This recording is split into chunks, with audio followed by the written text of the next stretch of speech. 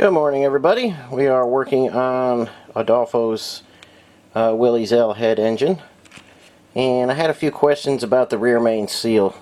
I thought I went over this plenty of times, but this is the best gasket. You can see here has the lip facing forward.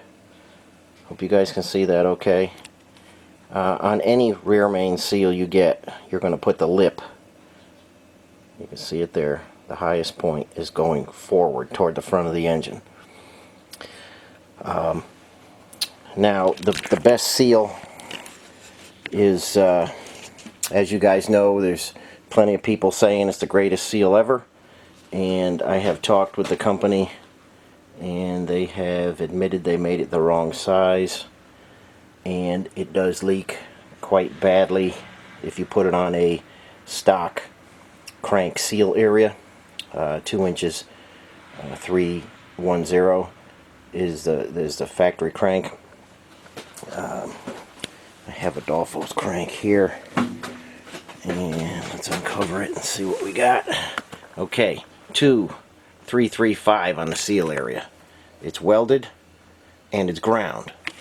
Don't let anybody spray weld that on you. It won't last. So that's the number my crank grinder and myself have come up with, and I've went over this numerous times, but I still get a lot of guys telling me, oh, I put a best gasket in and it's leaking bad. If you don't enlarge your crank, the best gasket will normally leak on you. I've had them leak on the first startup, and then I've had them leak a month later, 2 months later. It doesn't matter, they will eventually leak. And it's a very good seal, super high quality seal. I like the seals, but you have to enlarge the crank. Take it to a crank grinder, have them weld it, and grind it 2 inch 335. That number works. I have it in plenty of engines. It works perfectly. It doesn't leak. If you're not going to do that and you don't have new old stock seals or something, just put the rope seal back. You'll save yourself, from having to take the engine back out. We're just about ready to lay the crank in. I've got the bearing shells in there. And the bearing shells can only go in one place. Normally they're marked upper. These are all the uppers. I do see a lot of guys put them in backwards. And a lot of times they'll swap the rear for the center. Willys crank bores on the L and the F head in a lot of engines. It's not like a standard engine where it's bored the same all the way through. These shells are different thicknesses. Starts off 2.5, 2,490, 2,480 in the back. So it's a little different than most guys think as far as engines. You can't just line bore these. You have to cut them individually. But the bearings are different thicknesses, and they have to go in the right place. Be very conscious of that. So we're going to get these guys with some assembly lube on them.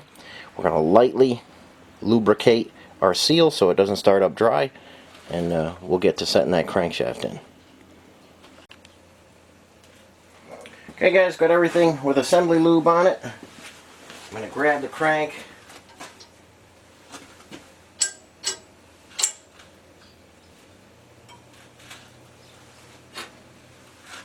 Okay, now we've cleaned this crank. We've cleaned it a second time, we've cleaned it a third time, and you can't get too clean when you're installing your crank.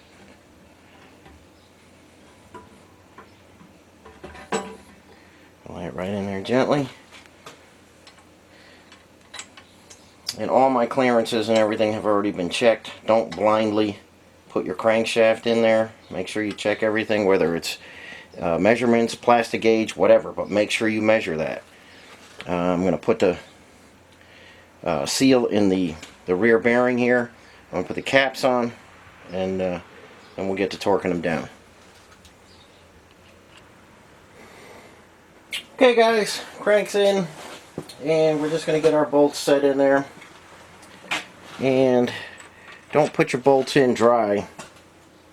I use, let's see if you can see this, I use the ARP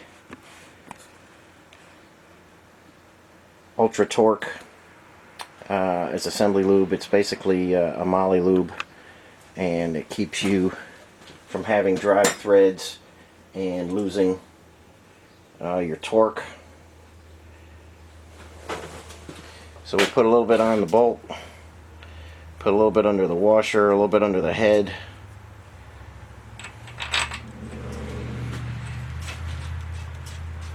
We want everything nice and smooth and slippery when we're torquing that. We want to get a true torque, and it's very hard to on a dry bolt. So always use assembly lube and fastener lube when you're putting your crank in. You could see on here we've got the lube coming out. Everything is, we don't want any trouble here on our first startup. So just be conscious of what you're doing. I'm not endorsing ARP or anything, but I use all their product. I love their product. I love their engine bolts. This lube is, I think, the best out there. You can pick it up at any speed shop or auto parts store. Can probably get it for you. Very good to use. I use it on every engine, and you won't be disappointed. Now that rear cap, I don't have any assembly lube on there yet. That rear cap we're going to take off again, and I've been over it a bunch of times, but I'm going to go over it one more time. I'm going to show you the rear main seal in there again, and show you how I put just a tiny little bit of RTV in the places I put it and how to keep it leak free. So we'll go over that next. Let me clean my hands, and we'll go over that next. Okay guys, here's a shot of the Permatex RTV that I use. It's called The Right Stuff. You can get this anywhere. You can get it, any auto parts store should have it. You get this just about anywhere. This is the only stuff I use. It really is the best stuff out there, and it works perfect. So I take a little bit of it on a pick.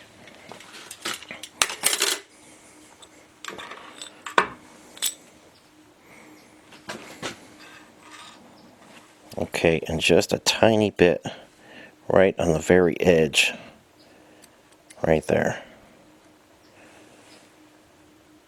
I think you can see that. Just a tiny bit right on that joint there. Okay, now I'm hoping you can see the rear main seal in there. Okay, you see the point there, the lip, that's facing forward again. Okay, facing toward the front of the bearing, toward the front of the engine. If you put it in backwards, it's going to leak. Now you've seen me do those rubber dowels different ways. I've done them where I've put some RTV in there. I've done them dry. I don't seem to get any trouble unless you have the wrong size ones. I do have the right size dowels, but a lot of kits don't give you the right size dowels. So you got to try it in your individual engine and see where you're at as far as the dowels. But I do have different size ones for different engines. So we've got just that tiny bit of RTV in there. Putting some assembly lube on that bearing. Carefully going to set this down in there.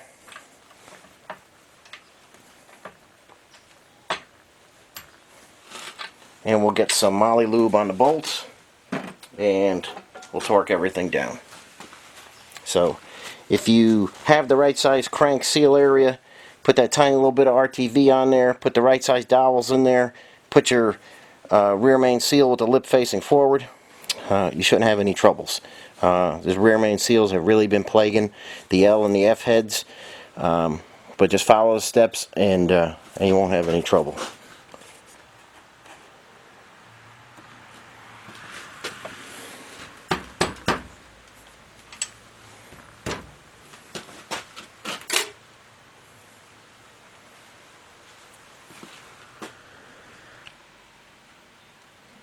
Okay guys, crank's in, bolts are torqued, and we can easily spin this over with our hand.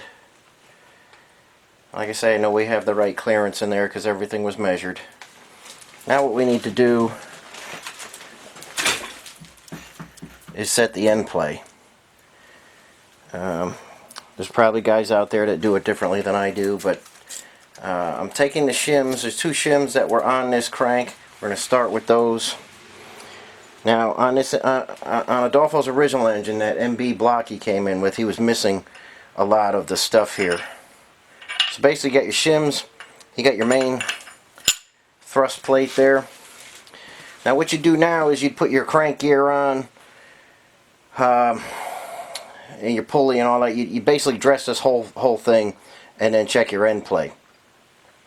Well, because I got to take it apart maybe once or twice to get that right, I've turned up some pieces on the lathe. I think you can see that. That's just a... So basically all we need to do is put pressure on that with the nut, so we're kind of pulling the crank back. So we're going to put that on there to act as our gear, because I don't want to pull that off with a puller every time. And I've got another thick block of steel here. I've got just enough threads for the nut.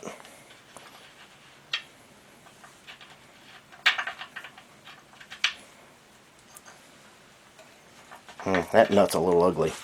Let me straighten that nut out. I thought it was going to thread on there. It came off, so that nut is, that's just a little ugly. Let me clean these threads up, and then we'll check the end play right after that. Hang in there with me.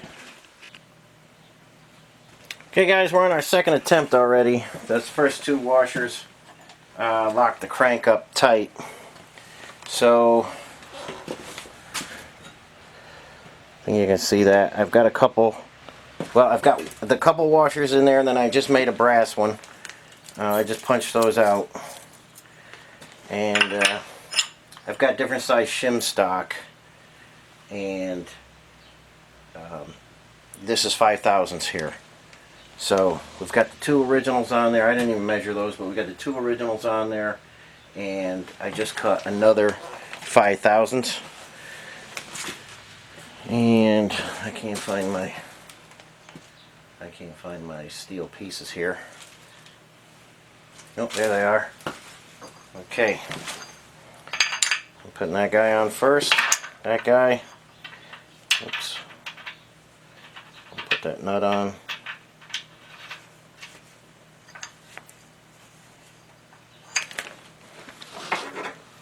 And tighten that up.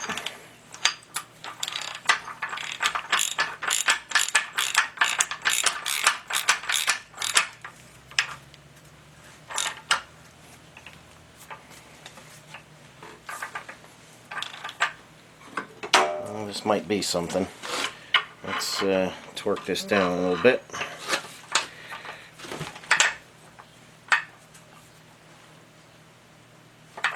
You don't gotta go crazy here, but just get a little torque on there. Well, at least it's spinning now. See if we got any in play.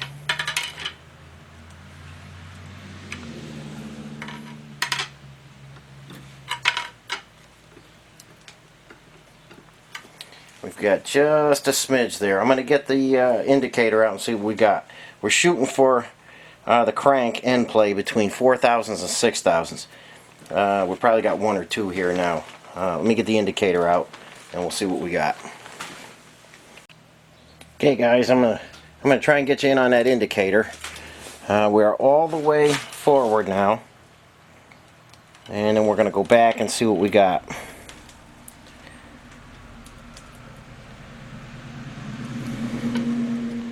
What's that, 3.5? Maybe, I can't see.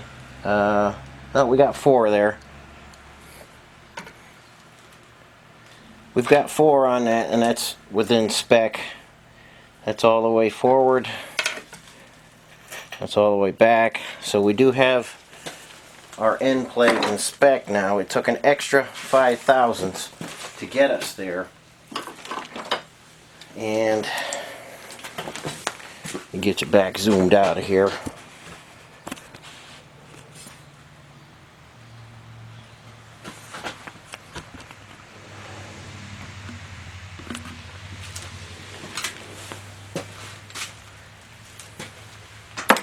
Okay, we'll just take that nut off.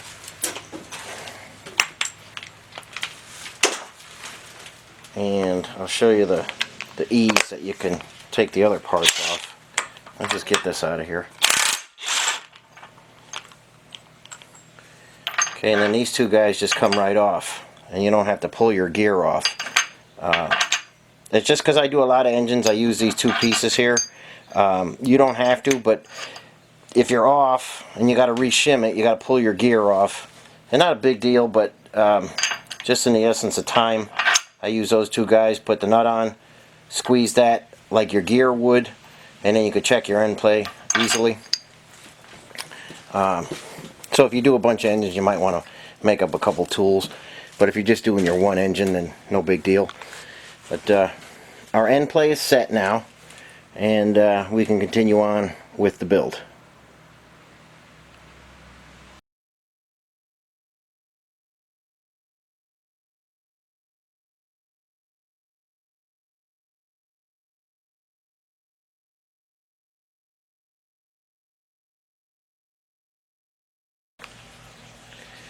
Okay guys, we've got Adolfo's engine all wrapped up in a bag again. We've got all the missing pieces of the crank snout stuff there. We got all the missing pieces in place. I got the cam, I got the lifters in, and I just bagged it. And we're working on his accessory pieces now. Timing gears are all in the right place. Everything is set to go. We're just about ready for pistons. And let's head over here to the parts washer. Okay, I've got the cover off his oil pickup, and it was full of sludge. I don't even know if oil was getting through there. It was so bad. I've been cleaning that tube out, and we're just starting to get some flow out of it. That's been running about a half an hour in there, and we really got to break the sludginess out of there. I don't know what it was, but it seemed like it was oil, and there was a lot of fibery looking stuff in there. I don't know what that was, but we'll get it all cleaned out and ready to go and put the cover back on, and let me go over to the bench and show you what we're going to work on next. Okay guys, these are the old 80 over pistons that came out of there. They're in tough shape, and we can't use them anyway. We're 20 now, but that was out of that MB motor. I don't know what kind of pistons they are. Normally all the pistons will have a groove up at the top, and these don't. I don't know what they put in there. Here are the rods separated from the pistons. Whoever put these together last time, and I see this quite a bit, they really mangled up all the bolts. We'll have to chase those threads and put new bolts in. Each rod is between 1 to 2 thousandths oversize. So there goes all your oil clearance there. If you're 2 thousandths oversize, you know that's a little much. These need to be resized back to factory specs there. We want to keep all our factory tolerances, and we're going to have to resize all these. And another thing about these rods, we'll test them for straightness and everything, and we'll do that next time. But I don't like to mix 3/8 studs with 7/16. You can see, I think you can see. The early engines, had a bigger stud in it, and then the later ones they went to just a 3/8 stud. So it throws the balance off. This is number 4. They stuck one of these in. So we're going to take this one out. This one's way oversized. This is over 2/1000 oversized and out of round. So we'll take this one out, and I'll get another number 4 rod. These other 3, we'll cut the cap, and we'll cut the rod itself, and I'll show you that next time, and we'll get that back to factory specs. But we'll run them on the checker first, make sure everything's nice and straight. So that's what's coming next on Adolfo's engine. We're making progress on Scott's stuff. Transfer case is going together now, and a little bit of progress on everybody's project. So I'm going to end this one here, and I'll catch up with you next time when we're resizing the rods. Okay, everybody, thanks for watching, and I will see you on the next video.